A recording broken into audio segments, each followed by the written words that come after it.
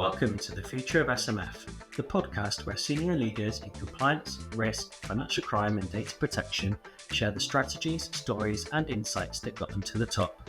I'm your host, Kris Bryant, founder of S2J Consultancy Solutions, your trusted partner in financial services consultancy and recruitment.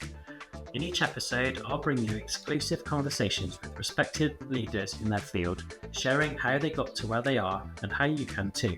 From landing senior management roles to tackling career-defining challenges, we're here to break down what it really takes to build a high-impact career and scale your future.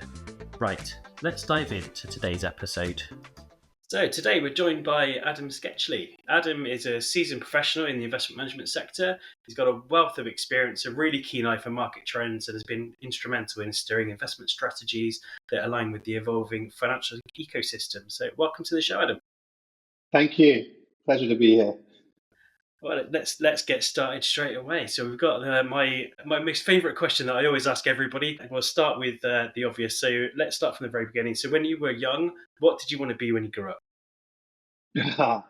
So going back really as a child, I was interested in machinery and other things. I think in terms of from a career point of view, really, I started to be more aware of things probably when I was about 14, 15. And funnily enough, then I wanted to be a business consultant.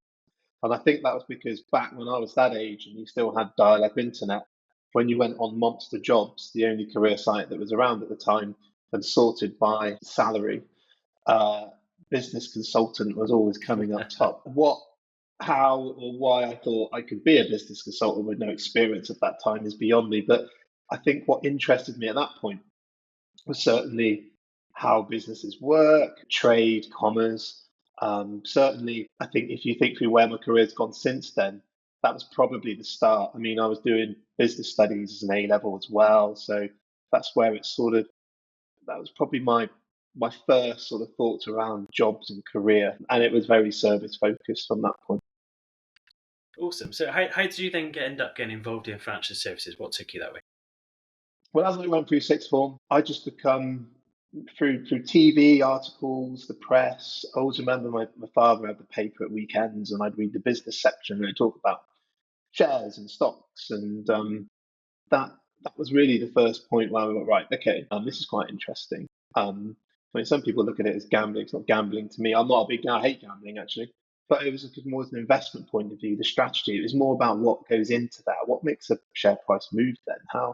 How do you know what's good, what's bad, what's different? And so from that point, I decided, right, I want to be involved in this. I bought some books. I read a bit more about finance as a broad space, but certainly in terms of investments, that's where I wanted to sort of focus on. Read about stockbroking back then, trading, investment banks. Okay. And that's where I sort of pivoted from your previous question around the business consultant. It was now very much right. I want to work in financial markets, I would say. Mm-hmm. How do I do that? And at that point, before you could do anything, you needed a degree.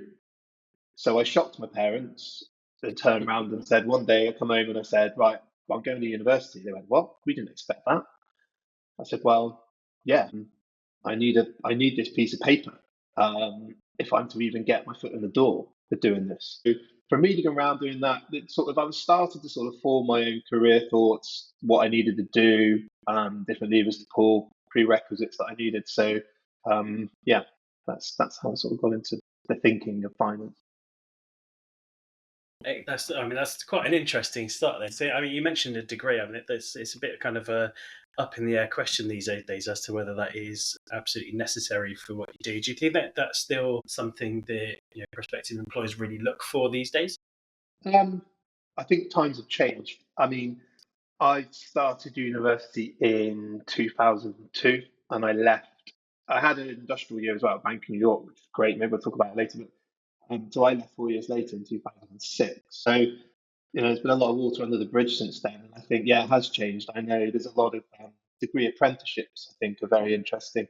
Certainly, some of the big accountancy firms that are offering those, that seems very interesting. I mean, to go to university now, taking a lot of debt. I mean, I always remember, and it's probably a sort of bad mark on my part, but I was going into the university world knowing that I just needed a piece of paper. To be really honest, I couldn't wait till it ended.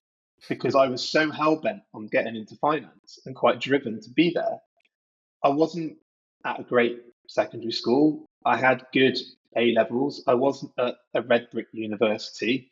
Realized very quickly that, you know, Goldman's, Morgan, Credit Suisse, UBS, they're not going to take, they say they will back then, but they don't, because they take from Oxbridge and you filter down and then you might be left with an IT position or something. But I knew, and you knew where you were in life at that point. You had to be realistic and not just give up. I was a bit odd that I went to university knowing that all I wanted to do was finish university because I wanted to get on with my career, but I needed this bit of paper. So I probably didn't actually make the most of that. But back then it was costly, but I was lucky my parents put me through. I wasn't left with lots of debt, but I know that everyone's not in that position. I know now when you look at things, and a degree's probably was getting there when I left, but a degree wasn't enough. You needed a master's, so you stay on for another year. Yeah. God knows how much that costs now. Does it really matter? And you had a lot of people I was surrounded with that were at university. They had no idea what they were going to do, and that's fair enough because a lot of people don't. But if you're going to do that, that's quite an expensive sort of thought process to go through over 3, 4 years of, I don't know what I'm going to do. I mean, one of my best friends did law. Everest guy I know, actually now he works in oil broking.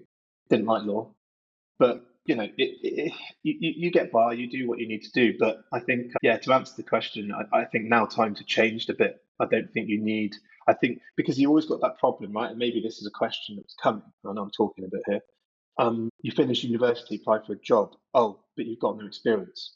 Now, I did a gap year, no, an industrial year, my third year at Bank of New York, which is great because then I had 12, 14 months of real life work experience I could put on my CV when I graduated. Yeah. It's tough now. It's chicken and egg. How do you get that experience if no one's willing to give you a chance? And I think degree apprenticeships and other things and I think it's good from a business owner's point of view as well, taking on degree apprenticeship. I think it works a lot better now because you're getting hands-on experience, you're getting a degree, you're applying your knowledge. I think it's fantastic. Yeah.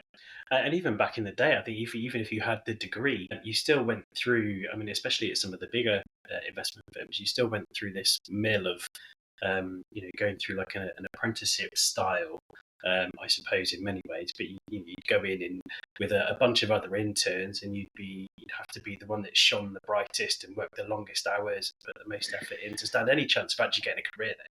Yeah, it's true. And I remember doing, which is funny enough, actually, it's an interesting point.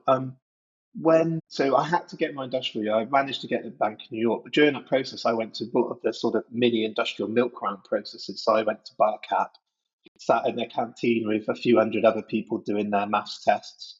I remember sat in a basement room with a few hundred more people in UBS's office in the city at the time. And I remember doing the maths test at Barcap, and I looked across to a chap that was to the left of me. And there was this sort of complex maths of changing things around the flight and how long can it last in the sky and drag coefficients and fuel burn and metric to imperial. I had my calculator tapping away thinking, this is quite tough. Geez, I'm not going to get to the end of this paper. I looked to the left of me. The guy wasn't even using his calculator. And at that point, I thought, right, I don't think I'm going to get a job here, which I didn't. What do I need to do? Lucky enough, I did land one at Bank of New York, but then that put me off. Probably one of my biggest career mistakes was leaving university, or the year before. So I'd finished my industrial year, went back for my final year, and I didn't do any of the milk run processes at all the big banks, asset managers, you name it. I didn't do it because I just thought, what's the point of being lazy? I just thought, am I really going to get anywhere? And all the trains from Bournemouth to London and back, you're not getting reimbursed for it. It's just, so in the end, I didn't do it. And actually, if I look back and reflect on it, I probably should have gave it a go because I was already geared up. I was competitive. I knew as much as I could about the industry. I felt I was better placed than anyone else. It was just, I think, it was just a struggle. So it was, and then it would have been like you said, analyst, senior analyst, associate level. You work your bum off, which is, I think, maybe still the case. But technology's changed all that now. I don't think it's necessarily the same. If you're a coder, great. No one wants to join, I don't think, an investment bank. They want to go into tech. Yeah. So it's a good thing. Yeah, for sure. So what was your first, in inverted commas, proper job? My first proper job after leaving university, so post Bank of New York and all that, was, funny enough, trading European government bond futures and some US Treasury futures for the proprietary sort of hedge fund outfit just on Bank Street in Canary Wharf. So September 2006, I joined there. Fantastic, because this was really the rock and roll trading that I wanted to get involved in at the time.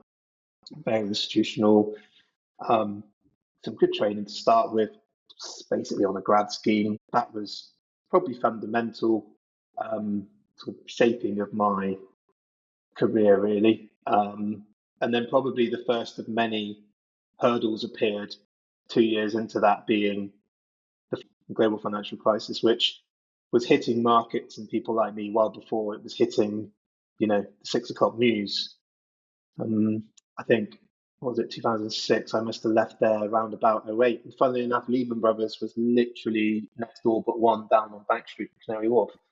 And I do remember one night, stood outside what was all bar one below the old Reuters building opposite the tube station, and Lehman Brothers looked at you, and I remember all the white shirts, backs of white shirts being against the glass windows on many floors. And I was at the time thinking, I really should have worked, I wish I'd have got in there. I wish I'd have done my milk run stuff, before leaving university. Funny enough, roll forwards a few years and you think, well, maybe it was Maybe a dodged a lucky bullet. miss. But yeah, that was my first job. Technical analysis. It built on my dissertation that I did at university. And I probably would have stayed in that. That interested me. But then global financial crisis hit, and that's pretty much then the pivot of being a grad at the time. No one was employing anyone, let alone grads, and you're the first out the door. Yeah. And it's a realization again of going, right, what's next? And that's when I moved back to the West Country, which is where I'm from. And a few years after that, met you, but moved more into the retail space, investment management, private wealth, financial advice, that sort of thing. Okay, so let's explore a little bit around what that next stage looked like. What did that look like for you? At the time, it was pretty dark. You come out of university, I got the job I wanted, that I knew I could probably make an impact. There was so much opportunity to make an impact. And then all of a sudden that's taken away. You then got no money. You weren't paid much anyway as a grad.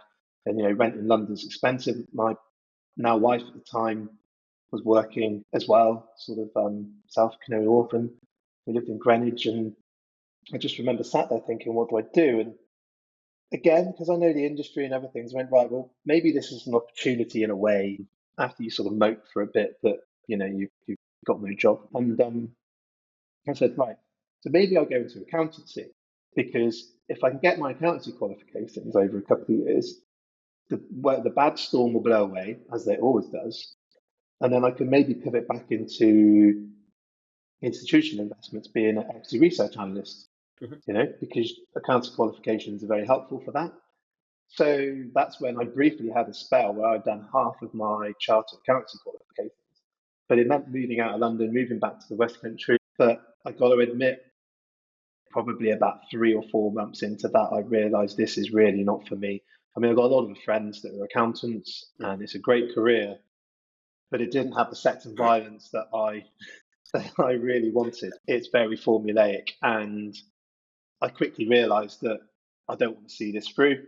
And then I looked to right, I need to try and get back quicker. Now that markets have picked up again, the storms had sort of blown away a little bit by sort of 09, 10. Let's get out of this and get back to what you enjoy. Because I think whatever we talk about today, really, you've got to enjoy what you do. And it goes back to what I said before university. While I was at university, I knew I had an interest and enjoyed something. If you don't enjoy it, don't do it. I met a lot of people that had the most privileged of educations when I left university, from the top schools, Eton, Harrow. They thought they'd do it because that's what they were supposed to do. They had no interest, and it quickly waned. And a lot of those have since gone on to find very good careers, totally different, but they're actually enjoying themselves and enjoying life. Yeah, absolutely. I think that's key to life, right? So reflecting on a lot of stuff you did earlier, and thinking about anybody that's listening. So from a kind of key takeaway perspective, I suppose, what are the kind of valuable lessons that you think you learned that perhaps still influence your decision making today? Awareness, resilience is key, but certainly awareness in terms of making decisions, because understanding situations as well, scenario playing a bit. I think what I've always understood is what's sort of needed. I mean, working in a regulated industry, there's clearly prerequisites you need to hit from a qualification standpoint. I was Yeah. always very good at being proactive and making sure that I was ahead of the game in terms of not just what qualifications I needed, but making sure that I was at a level. Again, it probably goes back to my competitive nature, that I was above the average. Mhm. If it was level 4 was the entry point, I want to be level 6. I want to be level 7. Yeah. So yeah, I think just awareness, knowing what you want as well, Mhm. and how does that dovetail in to the sort of career aspirations, I suppose. That's probably what I'd say. That's good, thank you. So you touched on education and professional growth and qualifications. So what, more specifically, what qualifications do you think are most beneficial for what you do? For what I do in wealth management, and what have been, what I am doing, what I will be doing in the future, certainly the professional qualifications. I mean, the academic is sort of a prerequisite. I think academic is more of the sort of foundations of the house that Yeah. prove you have a certain aptitude, but are not necessarily the be all and end all. Like I've said, both you and I have worked with people that haven't been to university, and I'm not pushing my kids to go to university. But then the key thing, if it's wealth management, that is what you want to do in a certain niche in wealth management, what qualifications you need then? Is it the Insurance Institute from an advice point of view? Is it more investment focused? Is it the CFA, not as in the full qualification, but is it a lesser one? Is it CISI? What's needed in what jurisdiction? The other thing we think about is this just UK? What if this is, say, the Middle East? What if it's in mainland Europe, Asia? What's the baseline there that you need? So then think about it as the house. You've got your main academic aptitude proofs as your foundations, but then to really build your career as the house being a career, you've really got to do the professional qualifications and the right paths within there as well. If you're going to go down private equity, then maybe let's do some more private equity focused qualifications. They're way more key, because it's and also keeping up to date with them, because it's, like we've just discussed already, time changes and a lot of things change. AI, tech, digitalization of processes, systems, organizations, Yeah. regulatory change. It's shifting all the time. The one thing I've always done is I've never stopped. And the one thing my father told me that is so true. I finished school and I said, right, that's it, I'm done. He goes, Adam, you're never going to finish getting tested in whatever you do. And it's right. So you have to keep going. Yeah, for sure. And a lot of the the governing bodies that assess your competence, these things, they all have their what they call CPD, their continued professional development, and key milestones that you have to hit every single year to make sure you stay up to date. So some of that's built into that journey already. You're right, and identifying what direction you want to go in, and then taking a proactive approach obviously makes that a lot easier, right? Yeah, and I mean CPD is key. I've come across people through my career that sort of struggled with the CPD when it comes to filling in your CPD log. I've got to admit, I've never really struggled with that, because when you reflect and look back, whether you're doing a qualification, whether you're doing other bits around work, training people, Yeah, different modules that are going on, internal training that's given on the usual topics, which are great and obviously very important, your money laundering, debt protection, and everything else. But then just other things that are happening. It's just, I think you realise probably by doing the CPD that actually, wow, I've taken on quite a lot of information this 12-month period or whatever you're looking at. yeah. That's key as well, because there's a lot of soft sort of information and skills that aren't the formulaic stuff you need to know. That probably when you combine that with the formulaic stuff, really puts you in a strong position career-wise. Yeah, absolutely agree. So let's move on slightly. So you spoke Hmm. about a couple of books and things that you read, and so the next section tends to focus more on kind of mentorship advice, like things that you can look at externally to help yourself get to where you want to be. So if you were to look back and have a think again about sort of things that you've done, is there any advice that you would give people in terms of what knowledge they can go and find and where to find it? Yeah, I think, well, when I was sort of at that stage of information gathering myself for the career journey. Um, the world was a bit different. There wasn't AI and so much online. It was more physical books. Yeah. I remember buying books. One book in particular, I can't remember the name, which is not very helpful, but it was around about the time I was pre-industrial year, so it was probably about university time. I bought a book about the city of London. It sounds quite bizarre, but it covered everything in it, from sell side by side, what everyone does, what different divisions do within investment banks, what certain roles that people would play, the businesses that are involved in that, insurance, Lloyd's of London stuff. It was that really helped set a good baseline of what to expect, and how at that point in time a lot of the bigger financial institutions worked. Also the wealth management side, how financial advice is working. That was totally different back then to where it's now. Like probably investment banking, but I don't have a real inside view of that. But from the outside, and being involved in wealth management, how that's just changed dramatically, really, in the last sort of 15, 20 years. Book, but it's just a feed of information. I mean, it sounds rather obvious, but an old mentor of mine, that we both know actually, one of the key things he told me was always just read the Financial Times every day, or maybe another broadsheet, but Financial Times works for me. But the amount, after about 3 months, the amount of your general knowledge about companies, economics, politics, and other things that builds up is actually quite powerful, that you can apply to whatever role you're in within finance. That was also pretty good. I hope that answers the question. Sorry. Yeah, no, it does, and also a decent understanding of how completely different sectors all affect each other and how it kind of goes round and how they all kind of fit together. From an economics perspective, it's quite amazing, really, that some of the things that you see in the news and what's going on in one area of the world and how that affects the entire global economy. Yeah. Oh, yeah. How things are interlinked, both from an economic point of view, but also a financial system. From a retail client to a financial advisor through to an investment bank conducting IPOs. Yeah, absolutely. So, I mean, with that in mind, then, so obviously you like to use the broadsheets. Is there anything else that you use to keep up to date on anything that's happening, for either, whether that is economically or whether it's, let's say, from a regulatory standpoint? I mean, at the moment, there's so many sources digitally that one can use.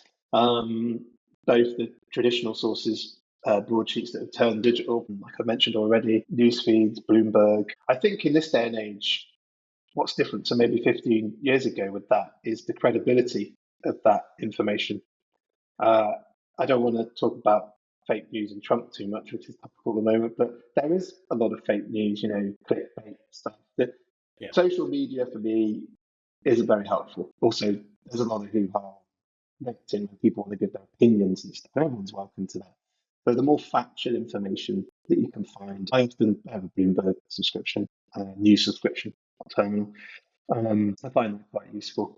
Obviously, the FT, various online streams, bits and bobs that are coming into contact. And from a regulatory point of view, CISI is quite helpful. And for me, that's where I'm sort of wedded to. From a regulatory point of view, there also internal training and things from a standpoint when there's been changes to regs is helpful. Yeah, for sure. So from the other side of the coin, then, what would you say are the key skills and attributes, let's say, that anybody that's aspiring to get into investment management or wealth advice and things like that, what do you think they need in order to succeed? Like I said earlier, I think you certainly need to have a good handle with numbers, and it goes without saying that you've got a certain level of aptitude. Obviously, there's a lot of systems and tools that can do things for you these days, so you don't need to be a Rachel Riley maths genius, but at the same time, you need to be comfortable working with quantitative data, information. I think you need to be flexible with the way you work. You need to have resilience. It's a competitive. It's not really competitive, but no one career, I don't think, is straightforward, positive, and a linear trajectory. Like I said, my career has had many different speed bumps and sort of 3 steps forward, 2 steps back at times. For me, I found resilience has been key. And then, like I said earlier, the main thing is ensuring you have an enthusiasm for it and you understand if it's wealth management in the private client sense, that you understand what's involved, what sort of effort is needed in terms of getting to the right professional standing in order to conduct regulated activities, if that's the route you're going. And are you happy with that? Sometimes you might realize you're not, like new in accountancy. You actually start something and go, you know what? Actually, it isn't for me. But I think the other thing is understanding yourself and knowing at that point, if you do go into wealth management, because it's all I wanted to do, and then you realize actually it's not for me, don't. Like my friend I mentioned who studied law, was a journalist, ended up now being an oil broker. So what would you say are the biggest challenges that people face trying to get into this sort of thing? It sort of goes back to, if you've got no experience, how do you get that experience? That's always the most difficult thing. It's a tough question, actually. It's probably being a regulated industry as well. Like I said, we need those professional qualifications. I think it's probably as a hurdle, if you can get those qualifications off your own back. I mean, I did that to start with, just sort of show willing. Yeah. Like back then, it was sort of securities certificates and other things to get your, I can't remember what it was called, the minimum you required. It was like 3 different exams of the CISI. When you could do that, it was back then it was like £100 or something. It was next to nothing. If you've got that commitment, and it shows to a potential employer that, oh, actually, this individual is proactive. They know what they need to do. They've paid for that off their own back to go and do it. It doesn't come down to cost for the employer. From the employer's perspective, it comes down to, wow, this individual actually has an interest and a conviction to do this. And I've employed many people through my career, and at the interview stage, the clear thing I look for really, I don't look for error. I hate it when interviewers look for issues. I actually look for enthusiasm. Yeah. Because I've always had feedback from my clients that I'm very enthusiastic about what I'm doing, because I like what I'm doing. Yeah. And I like to see that in potential candidates. So it is tough, like I say, getting your foot in the door. But if you can show willing like that, and that you've done something and demonstrate that at that stage, then I think you're on the path to finding your way in.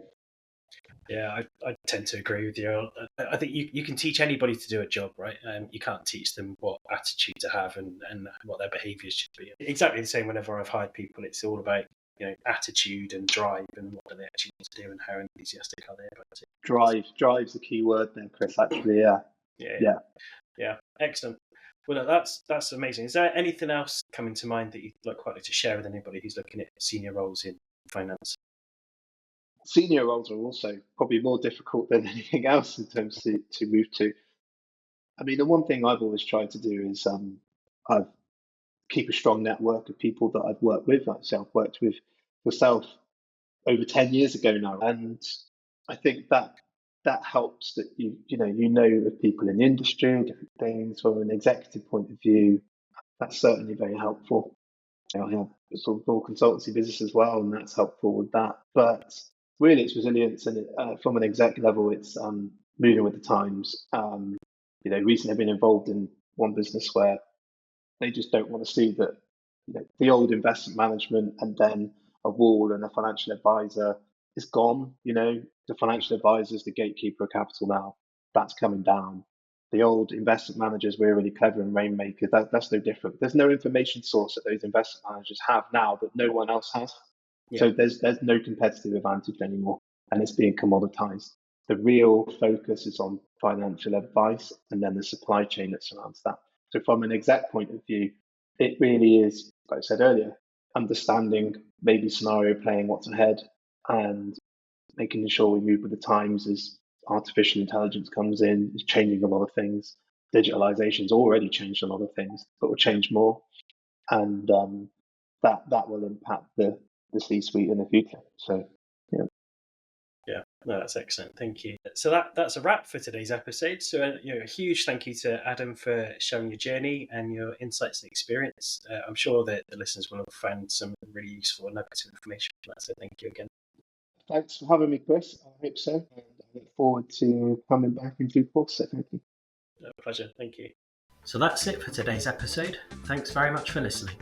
The Future of SMF is brought to you by STJ Consultancy Solutions, your trusted partner in financial services consultancy and recruitment. So whether you're a business seeking strategic guidance or a talented professional aiming to advance your career, STJ is here to guide you every step of the way. If you'd like to discuss how we can support you, then please do reach out at info@stjconsultancysolutions.co.uk or by sending me a message on LinkedIn.